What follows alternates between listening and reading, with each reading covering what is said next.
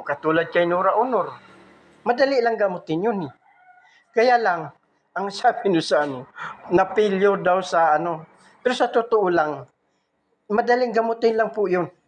Kaya, na-realize ko na pwede kong to sa mga friends ko para pwede silang mag-comment sa akin at sasagutin ko at ibibigay ko rin sa kanila kung anong gamot ang para dyan.